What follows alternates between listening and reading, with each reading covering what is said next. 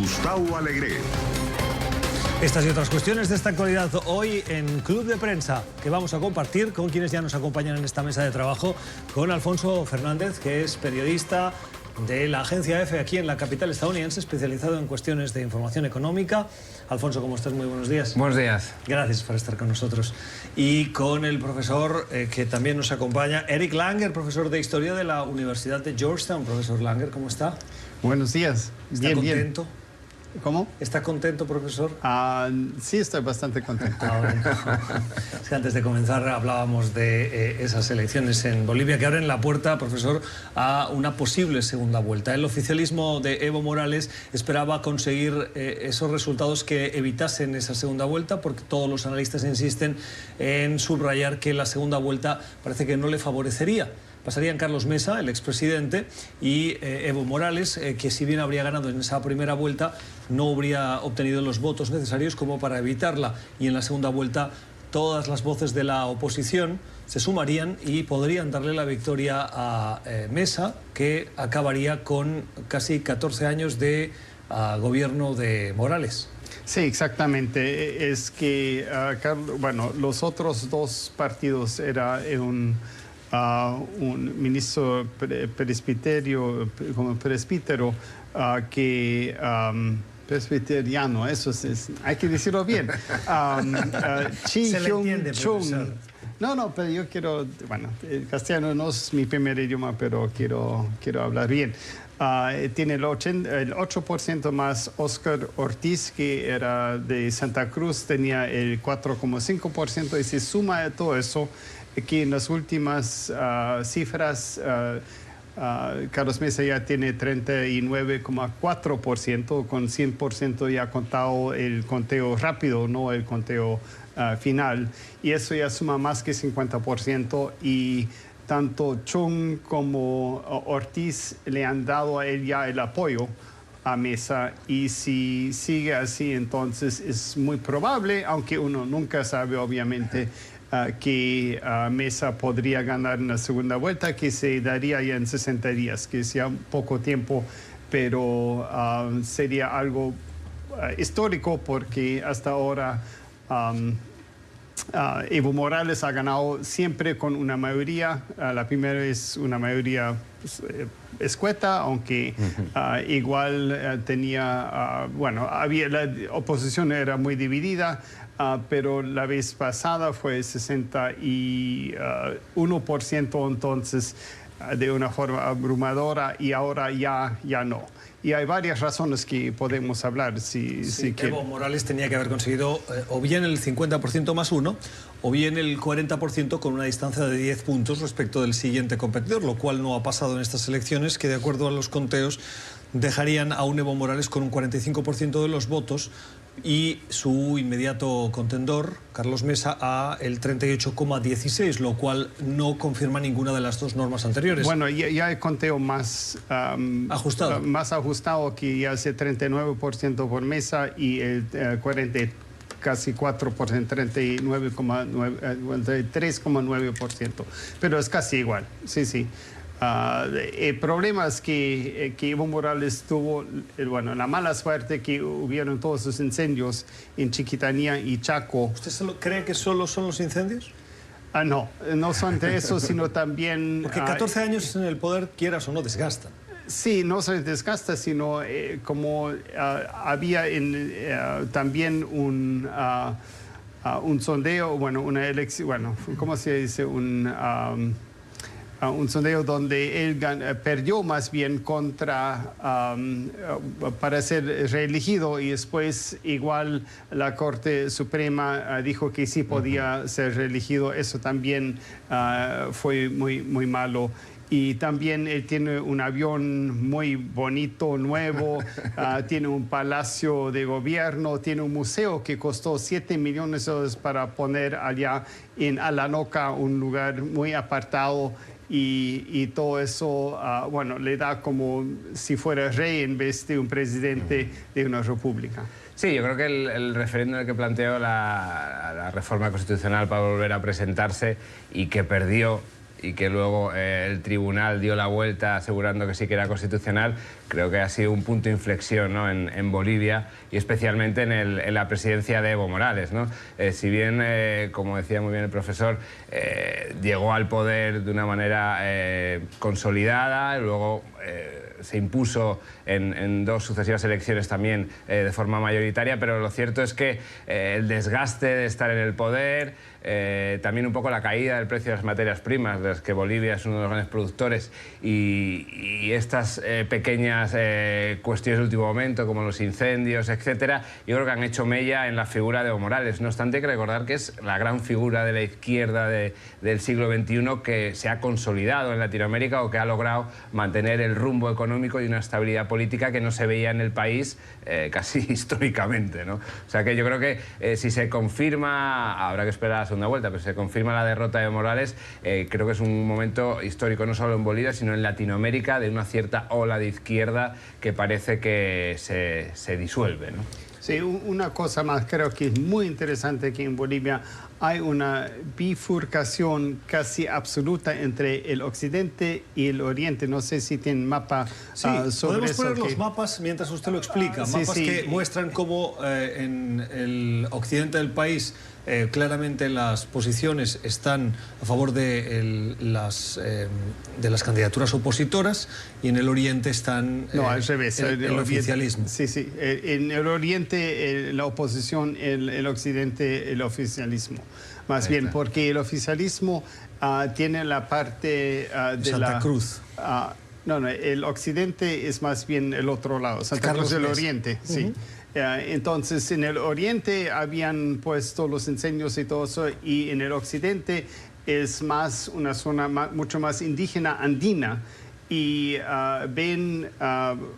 esa población ve a Evo Morales como su gran salvador, como el primer indígena presidente y todo eso, mientras que Evo Morales, por ejemplo, con los indígenas, que hay mucho menos en el oriente, siempre ha hecho cosas en contra de ellos. Entonces, también a eso, nunca en la historia de Bolivia, lo que yo sepa, haya habido una división tan marcada entre los valles Chuquisaca y Tarija, y la parte amazónica, chaqueña, que es Santa Cruz, Beni, y el occidente, que entonces los dos no ven igual. Obviamente, tanto Morales como Mesa han tenido como el 30% o 40% en el otro lado también. Entonces, aunque se vea así muy dividido, en realidad también hay mucha gente que apoyan al otro en el otro lugar. No es que son 80 o 70% así de diferencia. Solamente la diferencia es pequeña, pero se ve muy bien esa división. Sí, bueno, también hay que decir que sorpresivamente se paró de contar, ¿no?, de manera el conteo oficial, si bien el rápido sí que ha avanzado, a 85% súbitamente hubo un parón. Y parece ser que ante ciertas dudas acerca del desenlace, ¿no?, la propia misión electoral de la OEA mandó un mensaje por Twitter un poco llamando la atención acerca de qué había ocurrido para que ese conteo se detuviese de manera súbita, ¿no? Entonces yo creo que estas cuestiones lo que hacen es alentar la sombra, ¿no?, de la posible fraude o posible manipulación electoral. Entonces yo creo que aquí las autoridades lo que deberían hacer es cuanto antes salir al frente con un resultado, y se va a segunda vuelta y se verá, ¿no? Pero estas cuestiones de, en el último instancia, decir que todavía no pueden enumerar o dar datos oficiales, la verdad que no es una señal a favor de la transparencia del sistema electoral en Bolivia, ¿no? Hay dos elementos que han llamado la atención. La tercera posición, que es, como decía usted, Chi Yun-chung, que es este sacerdote o líder religioso presbiteriano, que ha conseguido el sorprendente 8,7% de los sufragios cuando se esperaba que fuera el senador Ortiz, de la Alianza Bolivia Dice No, que llegara a esa tercera posición. En cualquier caso, Ortiz ya ha dicho que respalda a Mesa y pide los votos para Mesa, pero Chi Yun-chung se ha mantenido distante con Evo Morales y está supongo que jugando sus cartas. No, él también ha dicho que nunca va a poder apoyar a Evo Morales. Lo que él sí quiere de Carlos Mesa es que él no apoye a los matrimonios gay y todo eso, porque tiene más que ver con la parte social en el caso de Chung que otras cosas. Pero yo creo que esos votos van casi exclusivamente a Mesa en la segunda vuelta porque no tiene otra opción, porque para ellos Evo Morales sería la persona equivocada para seguir en la presidencia para los votantes. Y lo interesante, Ortiz era más bien el candidato de Santa Cruz. Santa Cruz es la ciudad más grande de Bolivia y siempre de oposición al gobierno, y muy sorprendentemente que él no haya sacado el tercer puesto, lo que vos dijiste era anticipado. Y entonces me parece que los votantes fueron votantes estratégicos, preferían dar a Mesa el voto que a Ortiz, sabiendo que él iba a llegar al tercer lugar, para dar la posibilidad de la segunda vuelta a Mesa.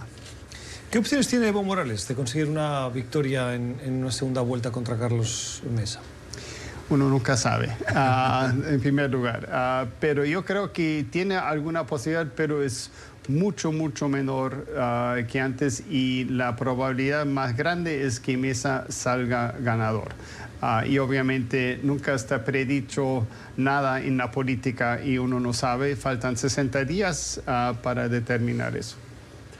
Sí, lo que sorprende un poco es que la alternativa, digamos, al gobierno de Evo Morales provenga de Carlos Mesa, que fue ya presidente de Bolivia, ¿no? Si estamos hablando de dar una cierta frescura, una cierta renovación, es paradójico que esta renovación provenga de alguien que ya fue presidente antes de Evo Morales. Pues yo creo que el presidente Morales va a jugar esa baza de lo que no podemos es volver al pasado, del que yo, digamos, liberé a Bolivia y la refundé, ¿no? Porque recordemos que Evo Morales no se presenta solo como el presidente, sino como el refundador de Bolivia, ¿no? Tiene un componente mucho más contundente y sólido. Entonces, yo creo que será interesante ver este choque entre Carlos Mesa, ¿no?, que es un político tradicional, experto y veterano, frente a Evo Morales, que si bien surgió como líder sindical, se ha convertido en un político de una talla y una estatura muy importante en la región, ¿no?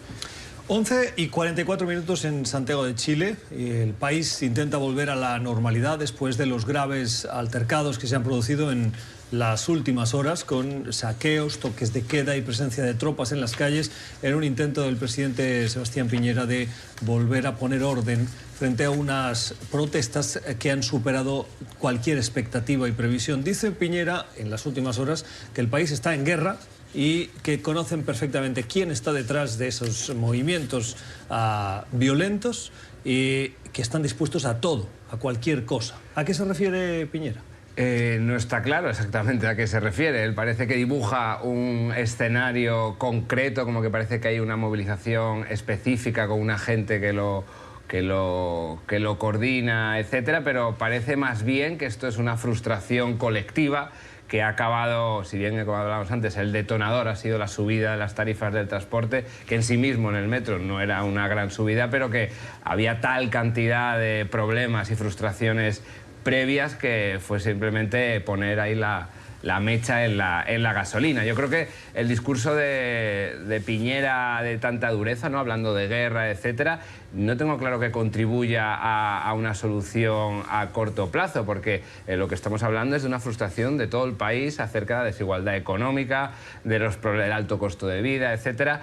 Y el gobierno chileno siempre se había escudado en ser como la niña bonita, ¿no?, el poster child, como dicen aquí, de la economía latinoamericana, ¿no?, un crecimiento sostenido, estabilidad, etcétera. Pero lo que está demostrando esto es que las diferencias entre los números macroeconómicos, que a los políticos les gusta vender, y aquí también en las instituciones internacionales, tiene un hueco, hay una diferencia, una distancia muy grave con la realidad de los ciudadanos, ¿no?, a pie del terreno. El ministro chileno, cuando argumenta argumentaba la subida de las tarifas, decía, esto solo es la subida para la hora punta. Si quieren pueden levantarse un poquito antes y se ahorrarán esta subida, ¿no? Ese tipo de comentarios yo creo que alejan aún más a los políticos de la realidad de los chilenos a pie de calle, que tienen que ya pegarse sus buenos madrugones para llegar al trabajo, ¿no?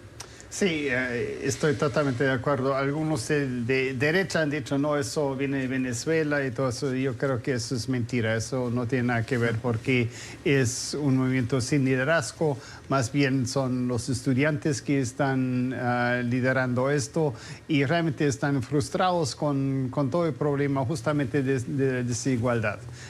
Que hay algunos muy ricos que se llevan casi toda la economía y la gran mayoría apenas está sobreviviendo. Entonces, el cambio o el aumento de la tarifa del metro era como la gota que rebasó el vaso del agua y entonces con eso simplemente era demasiado ya.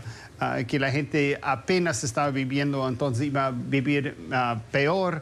Supuestamente en un país donde todo anda bien y justamente esa frustración demuestra que muchas cosas no andan muy bien y esa retórica de represión que es muy de derecha allá, pero también lastimosamente durante la convergencia y todo eso, yo estaba allá cuando había demostraciones a los carabineros y ellos pegan duro a los estudiantes y a los que van demostrando. Es esa represión que todavía sigue de la época de Pinochet también y creo que la gente simplemente está frustrada y dice no nos importa nada, ya vamos a la calle igual aún con toque de queda que nunca hubiera pasado en la época de Pinochet porque saben si empiezan a usar balas reales para matar a gente, eso sería simplemente no aceptable ya dentro de la política chilena. Entonces, hay la frustración y hay la represión. Y lo que hay que haber más bien es negociación y ver cómo podemos mejorar la vida del chileno común. Y hasta ahora no se ha conversado eso y creo que eso es lo que hace falta. Claro, sin lugar a duda, la violencia no está justificada en ninguna de las circunstancias, a pesar de que el enojo sea mayúsculo, como usted decía. Cuando uno se plantea que nadie veía, o como mínimo no trascendía, ese profundo malestar de la sociedad y que esas tarifas lo que han hecho ha sido colmar el vaso, el fracaso de quién es, el fracaso de... porque hablar, como hemos escuchado algunos, decir que estas desigualdades tienen sus raíces en la dictadura de Pinochet y que luego se han ido arrastrando, ha habido muchos años para que se haya podido hacer un cambio, con gobiernos de derecha y de izquierda, de centro derecha y socialdemócratas, y no se ha conseguido revertir esas profundas diferencias que hoy afectan a la sociedad chilena. La responsabilidad de quién es, en quién recae.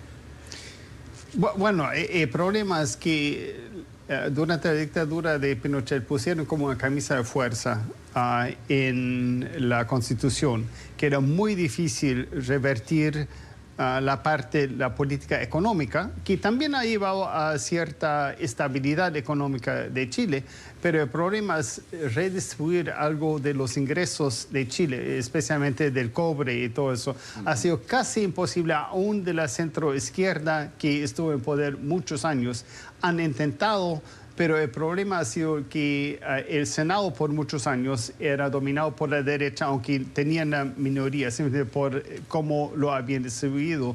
Entonces, simplemente no se podía hacer y hicieron esfuerzos bajo Bachelet, por ejemplo, pero no lograron hacerlo. Entonces, justamente es como el legado de los Chicago Boys, de tener una macroeconomía muy estable, pero permitiendo justamente esos desajustes dentro de la distribución de ingresos dentro del país y que mucha gente siempre no gana muy bien. Usted va a Chile y ve a muchos trabajadores allá no muy bien vestidos allá y gente muy bien vestida con autos de último modelo. Uno dice, bueno, esa sociedad está sino enferma, pero sí tiene problemas acá que hayan tantas desigualdades. Cuando el profesor se refiere a los Chicago Boys, se refiere a un grupo de economistas de la Escuela de Chicago que apuestan por el libre mercado y el capitalismo como la mejor solución para hacer avanzar la economía de un país y cuyas recetas han sido durante muchos años criticadas por permitir esas diferencias sociales que, si bien generan datos macroeconómicos muy positivos, mantienen a una parte de la población en serias dificultades para poder avanzar en sus economías domésticas.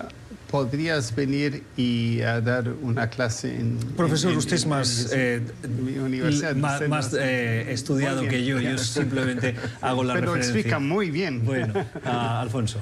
Sí, no, esa es la cuestión. Aquí estamos viendo como el comienzo del siglo en Latinoamérica. Sí que hubo una década en la que sí que se recortaron, se redujo notablemente la brecha de desigualdad, pero hemos visto como los datos macroeconómicos se pueden leer por un lado y por el otro. También están apuntando a que en los últimos años esa reducción de la brecha de desigualdad de Latinoamérica, recordemos que es una de las regiones más desiguales del planeta, se había vuelto a revertir, ¿no? Entonces yo creo que es algo que vemos ahora en Chile, pero también lo hemos visto detrás de las protestas en Ecuador. El caso de Argentina, pese a que es una crisis económica más profunda, también revela una gran desigualdad y unos niveles persistentes de pobreza que van más allá de estas recetas y de estos números que a veces los políticos se ponen en sus discursos, ¿no? De crecimiento del 4, el 5, el 6, pero claro, eso hay que desglosarlo y ese crecimiento a dónde va, ¿no? Y yo creo que esa es la parte que ahora estamos viendo, que es un efecto secundario que tarda un poquito más en verse, pero que está ahí, ¿no? Esta obsesión por mantener la inflación controlada a riesgo o en detrimento de otros factores, otros indicadores económicos que son tan o más importantes, ¿no? Las opiniones de nuestros analistas en esta mesa de trabajo, hoy con el profesor Eric Langer y con el periodista Alfonso Fernández. Vamos a la primera pausa del programa. Al volver hablamos del G7 y de la reversa o marcha atrás que ha tenido que dar el presidente de Estados Unidos tras escoger primero uno de sus hoteles o resorts en Doral, en Florida, y frente a las críticas, también las de su propio partido, pedir que cambie de idea. Ya regresamos. 1 y las 11 de la mañana en Washington, el día en el que nos fijamos en el cambio de posición poco habitual del presidente Donald Trump. La semana pasada la Casa Blanca anunció que Estados Unidos, después de haber elaborado una lista corta de posibles lugares, potenciales lugares donde acoger la próxima cumbre del G7, la anterior fue en Canadá y ahora le toca a Estados Unidos, entre esa lista estaba Doral, que es un complejo de golf y residencial del presidente en Miami. Pues bien, en ese lugar, decía la Casa Blanca, las instalaciones, la distribución, la ubicación respecto del aeropuerto internacional de Miami, lo hacían la instalación, la ubicación, el complejo ideal para organizar ese G7. La lluvia de críticas le cayó de todas partes, no solo de los medios, de organizaciones civiles, de la oposición demócrata, también de su propio partido. Y el fin de semana echó marcha atrás. De una manera inesperada, el presidente tuiteó: junto a los medios y la loca e irracional hostilidad demócrata, escribió Trump el fin de semana, ya no consideramos el Trump National Doral en Miami como sede del G7 para el 2020. Trump en su mensaje hace dos cosas. Uno, obvia las críticas y la oposición de los republicanos, que también existe, y la atribuye exclusivamente a los medios y a los demócratas. Y dos, aprovecha para hacer una detallada publicidad de ese complejo que, de acuerdo a reportes periodísticos, no pasa por su mejor momento. Ha tenido pérdidas de beneficio del 2015 alrededor de unos 17 millones de dólares a el 2017, que es el último año de datos oficiales, unos 4 millones. Es decir, va perdiendo poco a poco, y la ocupación del centro, si no recuerdo mal, es de alrededor del 50-52%, cuando sus competidores en la misma zona tienen una ocupación media del 70%. Trump hace publicidad utilizando su posición dominante. ¿Está abusando? Sí, totalmente está abusando. En primer lugar, él quería tener, la reunión iba a ser en junio, cuando hace un calor terrible en Miami, así es humedad, y nadie va allá, entonces el hotel está ocupado quizás el 40%, entonces llenaría el hotel, dice, a costo, bueno, igual va ganando, y el problema, ¿a qué costo? Se dice, ¿no? Porque es con la electricidad, es con las deudas, etcétera, etcétera. Entonces, él obviamente iba a ganar de eso porque él no se ha desconectado de las ganancias de sus propias empresas. Entonces, él sigue siendo el jefe y gana por eso, y fue una barbaridad. Lo que quiere decir que los republicanos también no lo podían defender, y es... para mí, evidente, me encantaría si los medios y los demócratas tuvieran tanto poder sobre Trump. Pero no fue eso. Más bien, durante el proceso de impeachment de Trump, los republicanos dicen, bueno, ya no te podemos seguir apoyando si haces eso, porque eso simplemente no se puede. Además, lo de Siria también, entonces Trump tuvo que retroceder por primera vez en mucho tiempo, y obviamente siempre echa la culpa donde más le conviene, pero realmente tenía que ver más que todo con la oposición de los republicanos, que se dieron cuenta que eso simplemente no... la óptica de eso era pésima para el Partido Republicano y para la presidencia también. Sí, aquí lo que vemos es que un hecho inaudito en la Casa Blanca del presidente Trump es que rectifique, ¿no? Sí. Porque él mismo había insistido... Eso es noticia, ¿no? Eso es noticia, ¿no? El hecho de que él rectifique de un paso atrás es lo que asombra, ¿no?, en un presidente que se caracteriza por la arrogancia y el tirar siempre por la calle del medio, pase lo que pase, ¿no?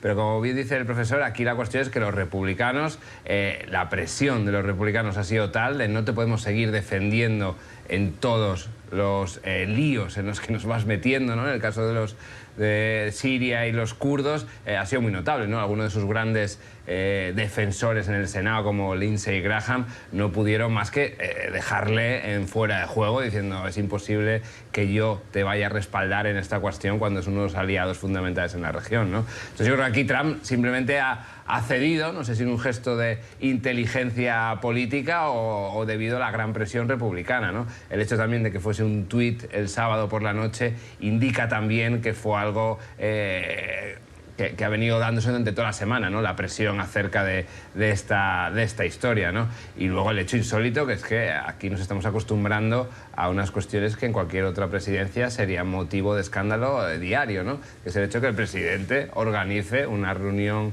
con los grandes líderes mundiales en su club privado, ¿no? Veremos ahora qué lugar escoge. Ha hablado de Camp David, que digamos es la versión o la opción más oficial, ¿no? Ya es donde Barack Obama celebró la de 2012.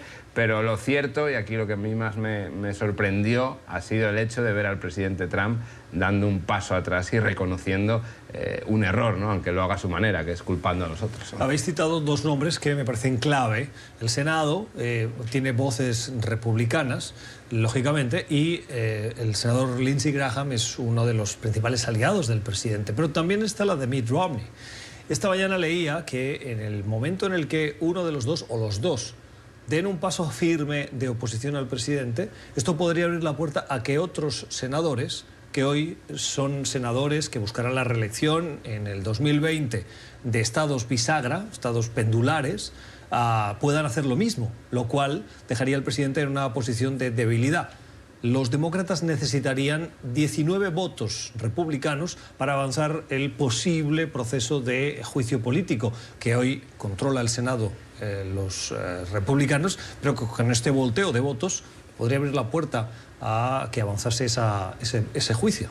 Sí, exactamente. Me parece que es muy improbable que sean 19 senadores, porque el gran problema con el Partido Republicano, la razón por la cual Trump tiene el control férreo sobre el Partido Republicano, es que en las primarias él puede controlar a los más vocíferos, la gente más en favor de él, y ellos son los que votan en las primarias. Entonces, no es tanto la elección general, sino que los senadores republicanos necesitan sobrevivir a la elección general, y eso están temiendo. Pero obviamente algunos como Mitt Romney, que tiene su base muy aparte de Trump, no necesita a Trump, puede decir estas cosas, pero otros es un poco más difícil. Ojalá que sea así, porque me parece que ya han pasado demasiadas cosas, demasiada corrupción, demasiado problema en el mundo entero por lo que ha hecho Trump, que está destruyendo, me parece, el poder de Estados Unidos. Pero me parece que la dinámica del Senado, la dinámica política dentro del país, es muy difícil que saquen 19 votos para votar en contra de Trump. Profesor, cuando usted dice corrupción, dice presunta corrupción, ¿cierto? No, yo digo corrupción. No hay casos de corrupción demostradas. Sí, depende cómo definen la corrupción, eso creo que sí. Bueno, la opinión del profesor Eric Langer. Alfonso. Sí, yo creo que el juicio político, desde luego que Trump le puede inquietar desde el punto de vista de la erosión que eso genere a nivel político, pero está claro que no va a haber 19 senadores republicanos que le den la espalda, ¿no?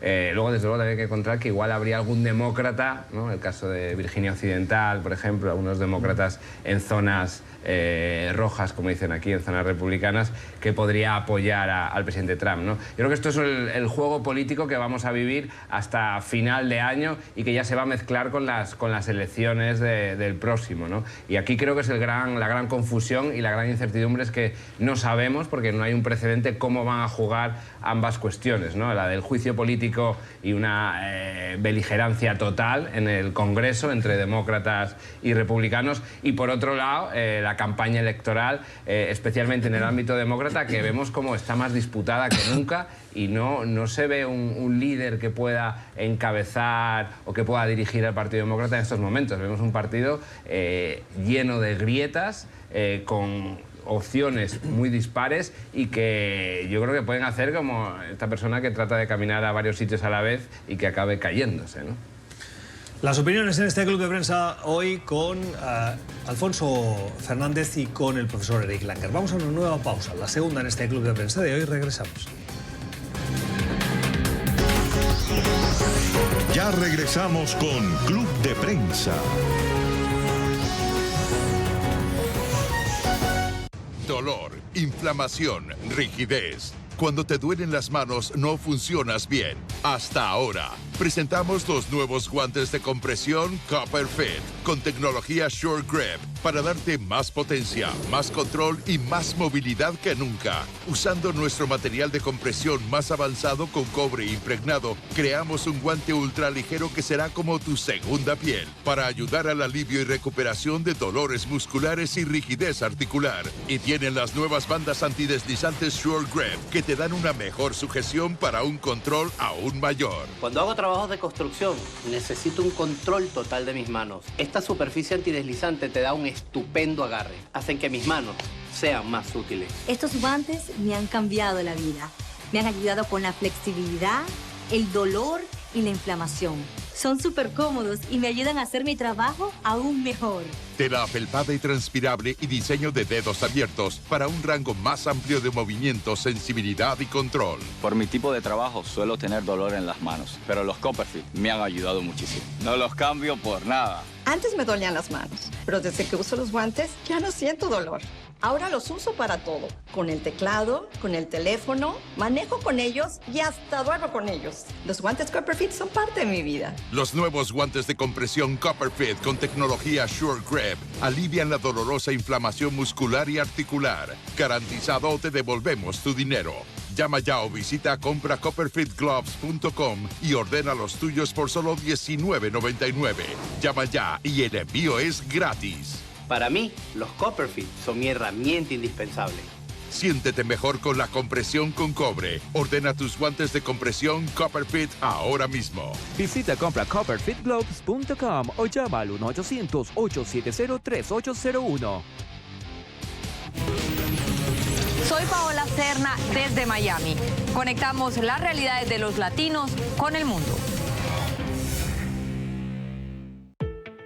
Si está inscrito en Medicare, recuerde que el periodo para elegir su cobertura de Medicare empieza el 15 de octubre y termina el 7 de diciembre. Así que llame a United Healthcare y aproveche una amplia variedad de planes, incluido un plan AARP Medicare Advantage de United Healthcare.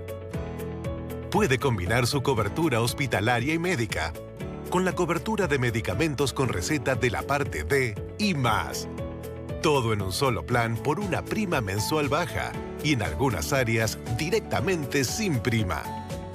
Aproveche visitas al médico de cuidado primario, cuidado dental preventivo y un examen de la vista, todo por un copago de $0. Además, gane recompensas por realizar otras actividades de cuidado preventivo, como vacunas antigripales y exámenes médicos anuales.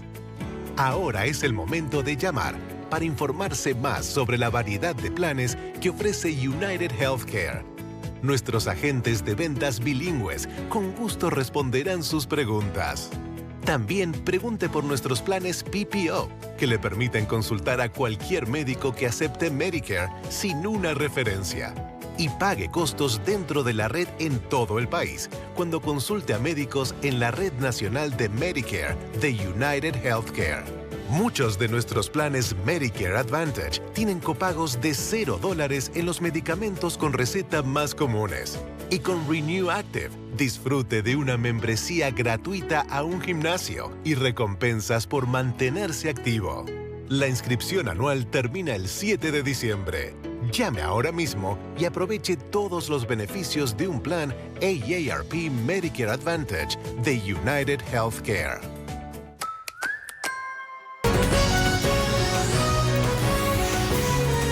Continuamos con Club de Prensa.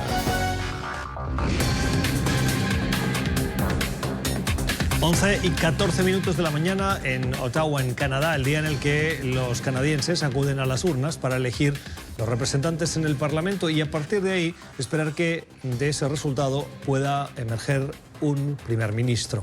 Justin Trudeau aspira a renovar la confianza de los canadienses a través del Parlamento, pero las encuestas no le van muy de la mano.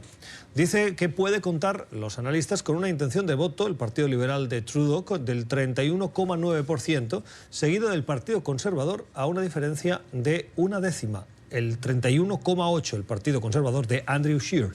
Las cosas están tan ajustadas que algunos analistas creen que Trudeau lo tiene muy complicado para volver a revalidarse como primer ministro. Sí, sorprende porque Trudeau es una de las figuras políticas más carismáticas de los últimos años, ¿no? Cuando se llegó al poder...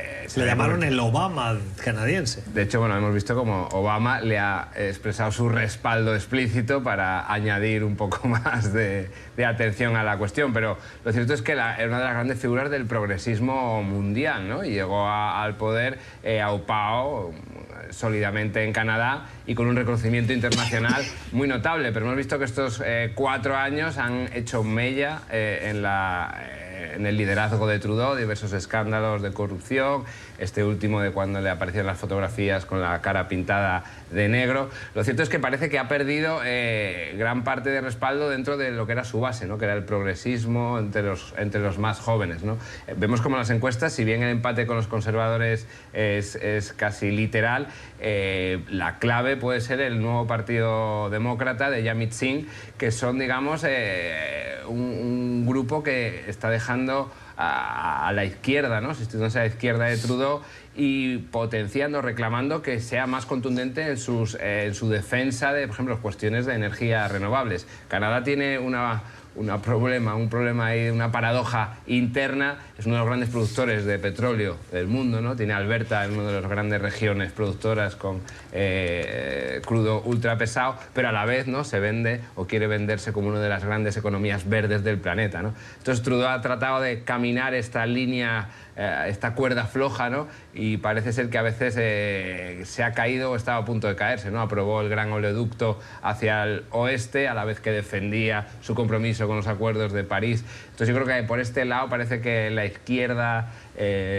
canadiense y sobre todo más joven está poniendo en duda las capacidades de Trudeau como gestor o como líder para llevar a cabo esta transición en el país, ¿no? Sí, estoy totalmente de acuerdo. También lo que hay que destacar es que Canadá tiene muchas compañías mineras más importantes del mundo que están muy activas, especialmente en América Latina, que también es un negocio sucio que destruye siempre la ecología del lugar. Entonces, en ese sentido también, aunque no estamos hablando de las elecciones mismas, sí, me parece que en este caso puede ser que el New Democratic Party puede ser que sea la bisagra que determine quién realmente va a ser primer ministro. Sospecho que igual va a ser Trudeau porque gira hacia la izquierda y no derecha, porque los conservadores son pues de derecha, pero igual quiere decir que puede ser que los ministerios sean repartidos de una forma diferente, que no solamente el dominio del Partido Liberal. Ahora vamos a ver si con eso Trudeau puede recuperar su popularidad. Es un político joven todavía. Entonces, eso habría que ver. Yo creo que Trudeau vaya a ganar, o mejor dicho, vaya a ser primer ministro otra vez, pero no se sabe con cuánto poder tendrá y cómo podría empezar a recuperar su popularidad, que tiene muy minimizada por, especialmente, me parece, la parte de la corrupción, aunque obviamente lo de la pintura negra de la cara tampoco le ayuda con los progresistas, pero me parece que el problema racial en sí en Canadá no es tan importante allá como, por ejemplo, en Estados Unidos, donde la esclavitud y la herencia de esclavitud tiene mucho más potencia simbólica acá que en Canadá. Yo quería preguntaros, ¿cuánto creen que han pesado en la caída de esa popularidad esas acusaciones de injerencia en el judicial para acabar beneficiando o decantando decisiones de la magistratura a empresas próximas a sus partidos? Eso es un lado. Y lo otro, los escándalos surgidos durante la campaña de la revista Time, que publicó fotografías de cuando él era profesor de hace, ¿qué?, 20 años, en los que él daba clases y aparece, como dice el profesor, con el rostro pintado de negro porque la fiesta de disfraces era sobre las 1001 noches y él optó por disfrazarse de, si no estoy mal, Alibaba o el genio de la lámpara.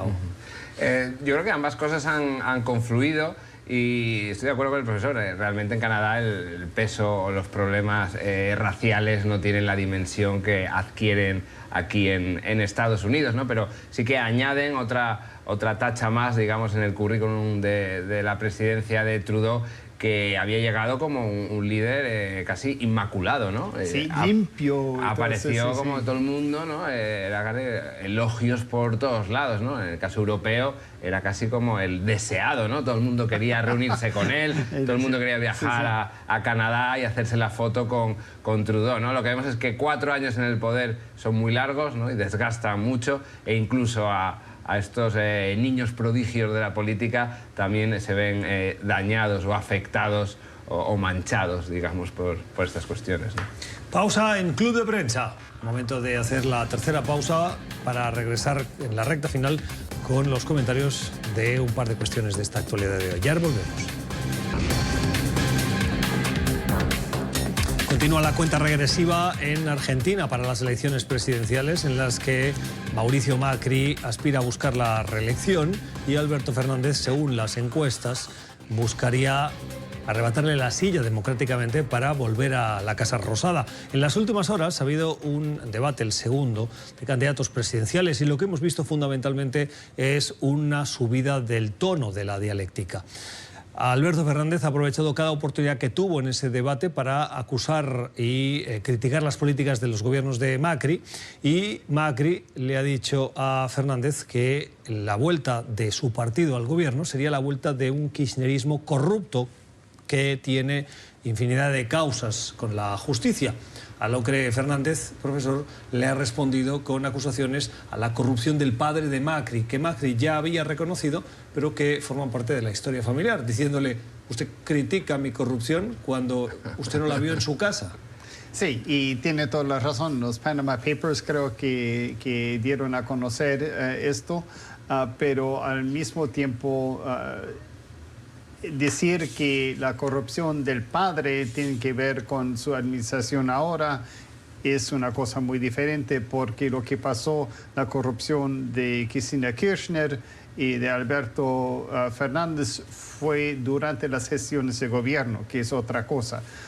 Entonces, ese sentido están comparando manzanas con naranjas, como dicen de alguna forma.